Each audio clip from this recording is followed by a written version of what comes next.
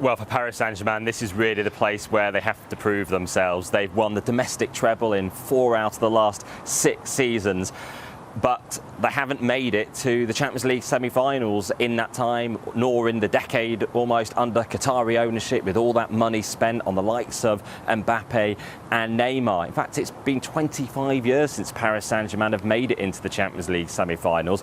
That was a time when Leipzig didn't even exist. They were only founded in 2009 when the Red Bull ownership took over the licence of a 5th-tier club. But it's been a turbocharged ascent since then. They reached the Bundesliga in 2016, and now here they are for the first time in the knockout stage, all the way through to the semi-finals. And they've beaten some big teams on the way. They've knocked out former finalists Tottenham and Atletico Madrid.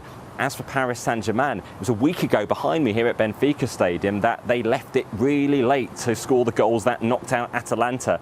But they do have Mbappe potentially fit to start from the start of the game now, and also Di Maria is back from suspension. Rob, it's been a very interesting tournament so far. We've got 2 French teams and 2 German teams in the semis. How big of a shock is that?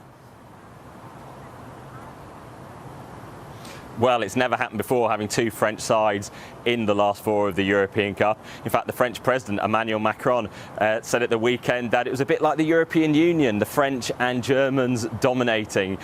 What is interesting is the fact that we're down to these countries' teams and 2 of the countries that have actually had the best rest, because the French league was curtailed in March, so Leipzig have only played 1 competitive game since then. PSG have only played 1 competitive game since then, and the Bundesliga managed to get underway again earlier than other countries during the pandemic. So they finished at the end of June. So both teams are well rested, whereas Spain, England and Italy, who aren't represented in this Final 4, well, they only finished their leagues in recent weeks. So it's really perhaps a reflection of player fatigue and freshness, but certainly the elite clubs like Real Madrid and Juventus won't like the fact they're not here. Rob Harris, sports correspondent for Associated Press. Thank you very much for that, and enjoy the games.